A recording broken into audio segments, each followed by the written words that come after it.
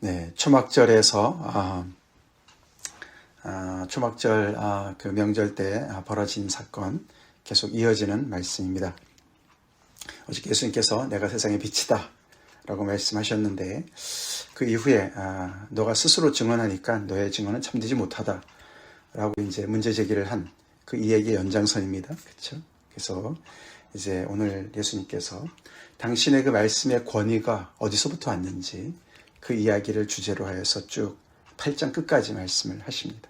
사실 그 이야기가 이제 토요일에 끝나는데 8장이 59절까지 꽤 긴 본문이죠. 어제도 잠깐 말씀을 드렸지만 그 논쟁이 점점 더 과열이 되면서 결국에는 나중에 예수님께서 너의 아비는 사단이다. 이제 이렇게까지 말씀하신 마귀다. 라고 말씀하시는 데까지 이제 이렇게 가게 되죠. 오늘 사실 이제 이야기가 이제 중요한 이야기들이 예수님의 권위의 원천에 대해서 말씀하실 때 예수님이 당신이 어디서 왔는지 또 어디로 가시는지 그렇죠? 그리고 당신의 아버지가 누구신지 그리고 당신이 누구인지를 설명하시면서 당신의 말씀의 권위의 원천을 설명하고 계십니다. 그 각각의 주제에 대해서 말씀하실 때 그 질문하고 있고 예수님에게 따지고 있는 그 유대인들에게 그 모든 영역에서 예수님과 얼마나 대조가 되는지를 또한 얘기하죠. 그러면서 그들한테 빛을 비춰주고 계시는 것이죠. 근데 그 빛 앞에 그들은 조금도 깨달음이 없고 점점 더 첨예하게 빛과 어둠이 대립하는 그런 구도로 진행이 돼서 너무나 안타깝습니다. 예수님 입장에서는 너무나 정말 이제 참 안타까우신 그런 상황이실 거고 이들 이 유대인들 입장에서 볼 때는 도대체 무슨 말을 하는 거냐 계속 더 이 정말 혼돈에 빠지는 것 같습니다. 그들 입장에서 우리가 잠깐 생각해 본다면 예수님이 하시는 모든 말씀들이 너무 이해가 안 되는 거예요. 그렇죠? 갑자기 그렇죠? 내가 간다. 너희가 나를 찾으려고 해도 못 찾는다. 이런 얘기를 하시고 그렇죠. 그러니까 우리 얼마 전에서는 그렇죠. 저가 이방인으로 가는 건가? 헬라인에 가서 흩어진 자들한테 가서 복음을 전하려고 저런 얘기를 하나? 자기들의 생각의 범주에서만 생각할 수밖에 없어요. 그렇죠? 또 오늘 또 간다 그러니까 이게 그러면 그게 아니면 죽는다는 얘기인가? 그럼 자결한다는 말인가? 이런 얘기로밖에 생각을 못 합니다. 우리가 이제 그래요. 그렇죠? 어떤 상대방이 말을 할 때 의심이 들면 특별히 이제 그 말하는 것이 굉장히 지금까지 내가 생각도 보도 못한, 듣도 보도 못한 이야기를 우리가 들을 때 그리고 또 그 이야기가 굉장히 어떤 그 이해도 안 되는 것도 있지만 또 어떤 굉장한 어떤 그런 새로운 어떤 그런 이야기들, 새로운 가능성의 이야기들, 그렇죠? 뭔가 어떤 큰 은혜를 받거나 대단한 어떤 뭔가 축복을 어떤 그런 좋은 이야기들이 포함되어 있는 얘기를 들을 때 우리는 저 사람이 왜 저러지? 이제 동기를 의심하게 돼요, 그렇죠? 사기꾼 아니야? 그렇죠? 우리가 쉽게 믿어서는 안 됩니다, 그렇죠? 쉽게 믿어서는 안 돼요. 결국에 이제 이 종교 지도자들이 예수님을 나중에 그 몰아가는 그 죄목이 백성을 미혹하게 하는 자다 이렇게 몰아갑니다. 백성을 미혹하게 한다는 것은요 거짓 선지자라는 얘기예요. 신명기 말씀대로. 그래서 죽어 마땅하다 그렇게 하는 거예요. 미혹한다는 것은 하나님을 섬기는 정도로부터 벗어나게 한다. 그게 다 이제 그런 거짓 교사들, 거짓 선지자들, 사기꾼들이죠, 그렇죠? 예수가 그런 자가 아닌가라고 이제 지금 실눈을 뜨고 바라보는 거예요. 말하는 쪽쪽 따져보는 거예요. 근데 우리가 경험적으로 또 참 이렇게 많이 또 우리가 직접 간접적인 그런 얘기를 통해서 우리가 볼 때 사기꾼들은 항상 뭐가 있습니까? 나름대로 꾀하는 이익이 있어요, 그렇죠? 주로 돈이에요, 그렇죠? 그래서 이 이단들 보면은 주로 돈이 문제가 되지 않습니까, 그렇죠? 다 돈벌이에요. 돈벌이. 그렇죠? 명예 조금 더 수준이 높은 명예죠. 그렇죠? 그때 자기 명예죠. 근데 오늘 이렇게 예수님의 이야기를 들어보지만 사실 예수님은 정반대 이야기를 하십니다. 돈, 명예 이런 세상의 것과 굉장히 다른 쪽에 이야기를 하고 계시는 것을 우리가 가만히 객관적으로 보면 보이죠. 사실 처음에 이야기를 예를 들어서 22절, 23절부터 당신에 대해서 얘기하는 것이죠. 예수께서 이르시되 너희는 아래에서 났고 나는 위에서 났다. 너희는 세상에 속했고 이 세상에 속하였고 나는 이 세상에 속하지 아니하였다. 이런 말을 듣기는 그 이야기는 쉽지 않았을 겁니다. 그렇죠? 그게 어떻게 가능하겠어요? 여기서 너희는 아래에서 났다. 나는 위에서 났다. 이 말을 이렇게 우리가 소위 말하는 그런 철학적으로 이해해서는 안 됩니다. 그래서 예수님은 굉장히 어떤 그런 초월적인 어떤 영적인 그런 것만을 강조하시고 이 너희라는 이 유대인들은 완전히 그냥 땅에서만 속해 있는, 그러니까 어떤 그런 지옥에 속해 있는 이런 뜻이 아닙니다. 사실 아래에서 났다는 이야기는 그 밑에 이 세상에 속하였다라는 뜻이에요. 성경에서 이 세상은 뭐죠? 하나님이 세상을 이처럼 사랑하사 하나님께서 창조하신 세상도 있지만 너희는 세상을 사랑하지 말라 그 세상도 있어요. 그렇죠? 즉 다시 말해서 여기서 얘기하는 이 세상에 속했다는 얘기는 하나님을 등지고 하나님을 거역하고 자기 멋대로 하나님 없이도 살아보려고 하는, 하나님의 권위를 무시하는 그런 죄악에 빠진 어둠의 세상을 얘기하는 줄 믿습니다. 그 출처라는 거예요. 그게 아래서 났다는 말이에요. 하나님의 백성인데도, 하나님의 율법을 가지고 있는 자들인데도, 알고 있는 자들인데도, 특별히 더 많은 그런 종교적인 지도자들, 종교 지도자들의 입장에 있는 그런 사람들이 더 이 세상에 속해 있는 것을 보여주고 있어요. 예수님을 올무에 씌우려고, 그렇죠? 어제도 가나마다 현장에 잡힌 여인만 끌고 왔습니다. 그렇죠? 그리고 아무런 정말 생각도 안 하고 니고데모가 얘기했듯이, 그렇죠? 사실 확인도 없이 예수님을 죽이려고 합니다. 답을 정해놓고 덤벼드는 거죠. 이 모든 것들이 다 세상에 속한 어둠의 모습이죠. 그 얘기를 하는 거예요. 그래서 나는 이 세상에 속하지 않았다. 처음에는 이 말이 무슨 말인지 잘 모르겠지만 예수님의 이 말씀이 굉장히 또 공격적이지만 잘 들어야 되는 것이죠. 그렇죠? 내가 듣고 싶은 말만을 듣는다. 위험합니다. 그렇죠? 위험해요. 단 것만을 먹으면 위험하죠. 예수님이 이 세상에 대해서, 이들의 모습에 대해서 계속 말씀해주고 계세요. 그렇죠? 말씀해주고 계세요. 빛을 비춰주고 계세요. 근데 많은 사람들이 계속 방어만 하고 변명만 하고 숨기만 하고 이제 그러고 있는 것이죠. 나는 어떤가?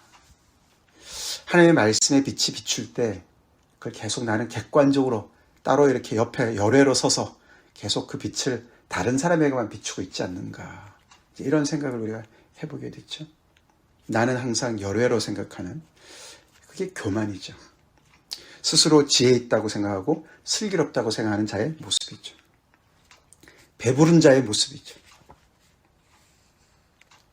이해는 안 돼도 이분이 세상에 속해 있는 모습에 대해서 말씀하실 때 율법을 다시 한번 생각해 보게 되고 말씀을 생각해 보게 되고 그 말씀을 나한테 적용해 봐야 되겠죠. 돌 없는 자가, 너희 중에 돌 없는 자가 먼저 죄 없는 자가 먼저 돌로 쳐라. 죄 없는 자가 먼저 돌로 쳐라. 율법의 말씀을, 잣대를 다른 사람한테 들이대기 전에 내 자신에게도 먼저 대보라는 말씀이었는데 그런 과정을 거쳐야 된다는 것이죠. 그러면서 예수님이 너희가 너희 죄, 내가 너에게 말하기를 너희가 너희 죄 가운데서 죽으리라. 너희가 만일 내가 그인 줄 믿지 아니하면 너희 죄 가운데서 죽으리라. 소속이 다르기 때문에 그런 결론에 도달할 수밖에 없을 것이다. 너희가 소속을 바꾸지 않는 이상 하늘에서 온 위에서 온 나를 믿지 않으면, 내가 그인 줄 믿지 않으면 너희의 결론은 정해져 있다. 너희 죄 가운데 죽으리라. 내가 그인 줄 믿지 않으면, 내가 그다. 즉 앞에서 쭉 지금까지 나온, 그쵸? 예수님이 당신에 대해서 말씀하신 것, 대표적인 뭡니까? I am statement이죠, 그쵸? 나는 뭐뭐다. 어저께 우리가 나는 세상의 빛이다. 그게 사실 두 번째죠. 첫 번째 거는 나는 생명의 떡이다. 결국 이제 예수님이 비유를 통해서 아니면 표적을 통해서 말씀하시는 이런 말씀 속에서 당신이 왜 이 땅에 속하지 않으시고 세상에서 정말 세상에 속한 분이 아니시고 위에서 났는지를 보여주셨어요. 어느 정도, 그렇죠? 그것을 너네가 믿지 않으면 너희는 너희 죄 가운데 죽을 것이다. 사실 우리가 너희 죄 가운데 죽는다, 이 말을, 이건 사실 포괄적인 얘기입니다. 그렇죠? 이것이 우리한테도 해당이 되죠, 그렇죠? 우리도 예수님을 믿지 않으면 죄 가운데 죽게 되죠. 죄 가운데 죽는다는 말은 어떻게 해요? 일반적인 얘기는 자연사 하는 걸 얘기하는 거예요. 그렇죠? 자연사. 그렇죠? 오랫동안 장수를 하더라도 결국은 죽음 이후에는 정말 하나님을 믿지 않는 그런 불신의 자들이 가는 곳으로 가게 될 것이다. 너는 구원을 받지 못할 것이다. 그 얘기로 우리가 많이들 생각해요. 그렇죠? 그것도 포함합니다. 근데 예수님이 이들한테 말씀하실 때는 훨씬 더 급박한 상황 속에서 얘기를 하시는 거예요. 구체적인 얘기를 하시는 거예요. 우리가 나중에 11장에 가보면은요, 이런 이 갈등이 고조가 되면서 그 대제사장이 뭐라 그럽니까? 우리가 이 사람을 가만히 놔두면 로마 사람들이 와서 우리를 짓밟을 것이다. 그런 얘기 하지 않습니까? 그러니까 한 사람이 민족을 위해서 죽는 것, 그거 괜찮은 일이야 라고 생각을 해요. 그러니까 이때가 벌써 이렇게 이 유대인들이 어떤 길을 선택하느냐, 이것이 그들의 구군과도 연결되어져 있었어요. 이거는 구체적인 일들이에요. 여기서 너희가 나를 메시아로 인정하지 않고 내 길을 따르지 않으면 너네는 망할 거야. 그런 말이에요. 망할 거야. 우리가 예수 믿는 것을, 여기서 예수님께서 그래서 이런 모든 말씀들이 그냥 영원한 진리만을 얘기하기 때문에 우리가 이렇게 그냥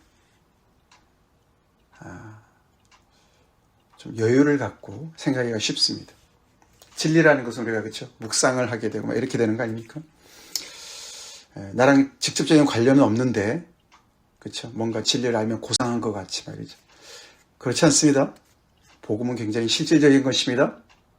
내가 예수를 구체적으로 믿고 따르는 것이냐 아니냐가 우리의 구체적인 삶을 결정하는 거예요.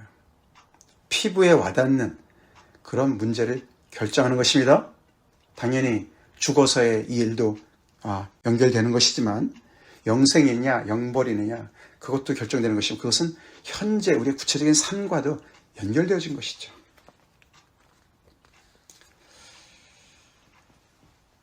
그래서 이들이 이런 이야기를 좀 겁이 났는지, 그렇죠? 다시 묻습니다. 내가 누구냐? 내가 처음부터 너희한테 말을 했다. 지금까지 쭉 해왔다.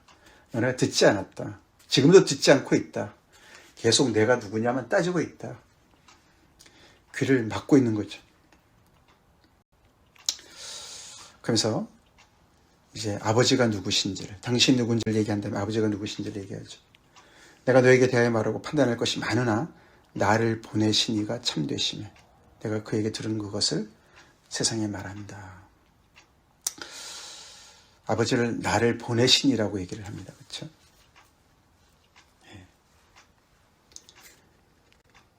그래서 내가 쭉 지금까지 세상에 대해서 말한 모든 것들은 그분에게 들은 이야기를 내가 하는 것이다. 예수님이 세상에 대해서 뭘 말씀하셨습니까? 대표적인 것은 이 7장 앞부분에 나왔어요. 그렇죠? 이 초막절 이야기가 시작할 때 그 형제들이, 그 동생들이 왜 예루살렘을 안 올라가십니까? 큰일을 하려면 거기 가셔야죠. 그때 예수님 뭐라 그러셨어요? 그렇죠? 너희는 아무 때 가도 돼. 너희는 세상에 속해 있기 때문에 세상이 너희를 미워하지 않아. 그러나 세상은 나를 미워해. 왜 그랬다 그랬죠? 내가 세상이 악하다고 증언하기 때문에. 바로 그게 문제인 거예요. 그게 문제인 거죠. 예수님이 세상을 악하다고 증언을 하시는 거예요. 그 얘기가 듣기 싫은 거죠. 그렇죠? 우리가 가장 듣기 싫은 게 죄인이란 말이에요. 그렇죠? 죄인이란 말. 우리 얼마나 예수님 믿기 전에, 깨닫기 전에 듣기 싫은 얘기입니까? 그렇죠? 아니 뭐 내가 완벽하진 않지만 왜 기분 나쁘게 죄인이라 그러느냐. 내가 무슨 죄를 그렇게 크게 져서 그런 얘기 하지 않습니다. 특별히 유대인들의 이 자존심, 특별히 종교 지도자들의 자존심, 그렇죠? 얼마나 대단한 겁니까? 그래서 참 이 하나님을 믿는 사람들은 조심해야 되고, 특별히 예수를 오래 믿은 사람들, 또 예수의 말씀을 증거하는 저 같은 사람들 너무나 조심해야 되죠. 우리가 처음에는 천부에 의지 없어서 죄인으로 예수님을 믿고 주님 안에 들어오지만 점점 어떻게 해요? 주님을 믿으면서 우리는 의인 노릇을 하기 쉽습니다. 그렇죠? 우리가 의인 노릇만 합니까? 다른 사람을 정죄하고 판단하기가 쉽습니다. 그래서 진리의 칼자루를 쥐고 다른 사람을 향해서 계속 잣대를 내밀기가 얼마나 쉽습니까? 나는 열애로 생각하고. 그런 사람들한테 악하다고 하니까 얼마나 듣기 힘들었겠어요. 근데 그게 예수님이 내가 하는 말이 아니야. 내가 나를 보내신 이에게 들은 말씀을 내가 전달하는 거야. 이 모든 것을 너네가 언제 다 알까? 이게 중요한 것이죠. 그렇죠? 28절이 중요하죠. 예수님이 하시는 모든 일들의 동기가 뭔가? 아까 사기꾼들은 돈 때문에 한다. 명예 때문에 한다. 그런데 예수님 과연 이런 일들을 왜 하는 건가? 그렇죠? 철저하게 예수님은 아버지가 보냈기 때문에 보내신 이의 뜻을 행한다고 합니다. 그렇죠? 밑에 그렇죠? 나를 보내신 이가 나와 함께 하시고 나는 항상 그가 기뻐하시는 일을 행한다. 그게 뭡니까? 그게 28절이에요. 너희가 인자를 든 후에 그때서야 내가 그인 줄 알게 될 거야. 예수님은 빤히 보고 가시죠. 그렇죠? 이들이 당신을 들 것을, 뭐 어떻게 들어요? 십자가에 매달 것을, 그 뜻이죠. 이들이 빤히 이 정말 빛되신 그 당신을 자기 땅에 오매 자기 백성이 영접하지 않을 것을 아시고도 가시는 거예요. 돈 때문이 아니에요. 그렇죠? 명예 때문이 아니에요. 당신을 보내신 이의 뜻을, 기뻐하시는 뜻을 행하시기 위해서 가시는 거예요. 결국 이렇게 박박 대드는 이 죄인들을 위해서 가시는 거예요. 그렇죠? 그때서야 너네가 내가 그인 줄 알 것이다. 그 얘기는 나를 믿을 것이다. 그 말은 아니에요. 그렇죠? 내가 지금까지 해온 모든 일들이 정말 너네가 생각하는 그런 사기꾼의 어떤 그런 다른 동기가 있어서가 아니라 철저하게 나를 보내신 이의 뜻에 순종해서. 인자를 누가 들어요? 너희가 든다고 얘기합니다. 그렇죠?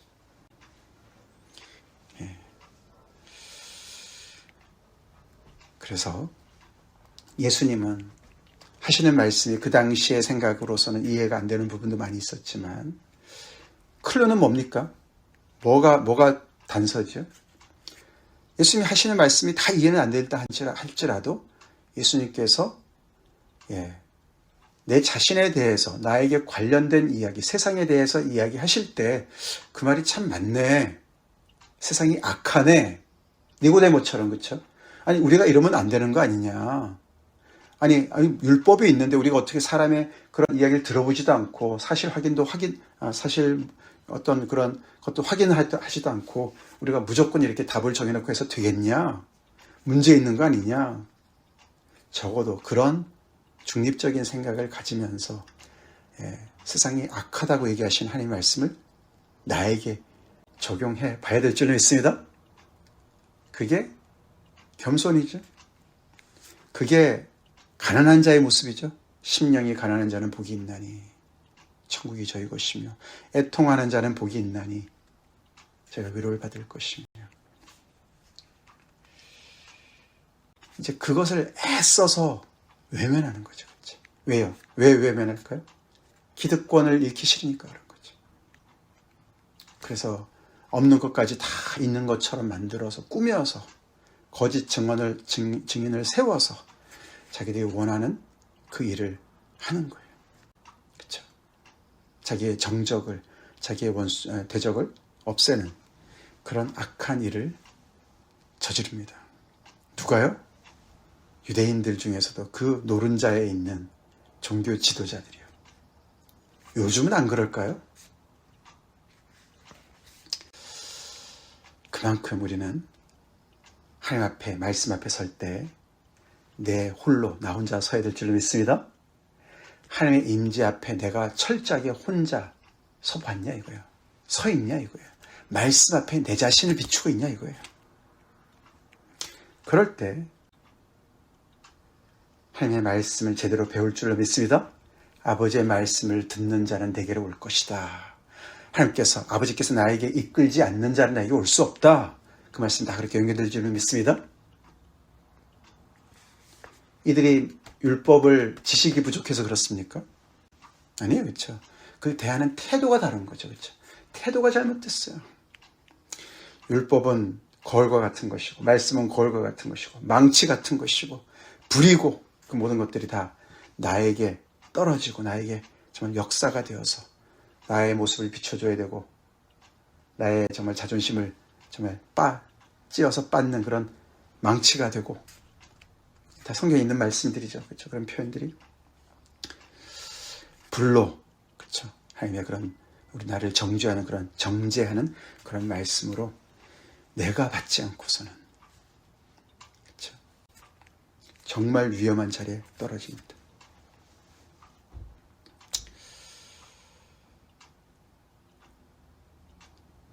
반면에 우리 다시 한번, 만일 내가 그인 줄을 믿지 않으면 너희 죄 가운데서 죽으리라. 이 말씀을 잘 기억합시다.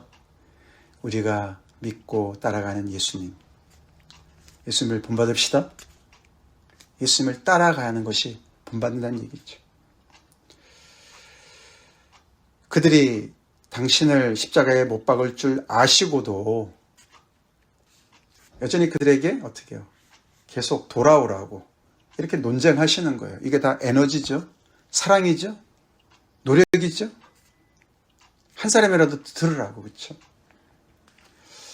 저 같으면 진짜 상종도 안 할 것 같아요. 그렇죠? 하나님이 세상을, 이런 반역하는 어두운 세상을 사랑하신다고 말씀하시는 거죠.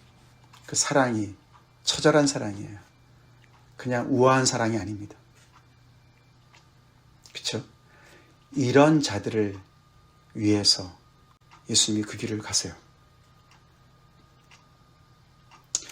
이런 이야기를 들은 이 당시에 예수님을 조롱하고 저가 자결하려는가? 그렇게 생각했던 사람들이 나중에 십자가 이후에 예수님을 믿은 사람이 있을까요? 당연히 있겠죠. 그렇죠? 이때는 예수님을 대적하던 사람이 나중에 변화받은 사람이 있었겠죠? 대표적인 인물이 바울이에요. 그렇죠? 바울. 뭐 이때 바울이 살아있는지 몰라. 뭐 그저 예수님이랑 동년배 정도 되니까, 그렇죠? 몇 년 차이 있을 수 있으니까. 뭐 사울이 이 자리에 있었는지도 모르겠죠. 그래서 예수님은 지금은 당장 나를 대적하고 나를 몰리해하고 그런다 할지라도 모든 것을 하나님께, 아버지께 맡기고 그 길을 가시는 거예요. 참 어려운 일이에요. 그렇죠? 우리는 당장 뭐가 안 되면은 안 하고 싶고 손해보고 싶지 않고, 예수님 그것을 가셨어요. 그 예수님을 우리가 따라가야 될 줄 믿습니다. 십자가의 길, 내가 죽는 길이 사는 거다, 사는 길이다. 잃는 것이 얻는 것이다.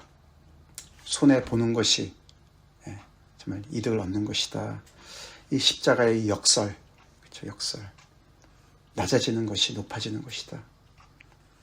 하나님 앞에서도, 그렇죠? 나를 인정하고 나를 부인하는 것이 진정한 나를 찾는 것이다. 우리 그 말씀 앞에 늘 깨어있고 이런 주님을 따라갑시다. 기도하겠습니다.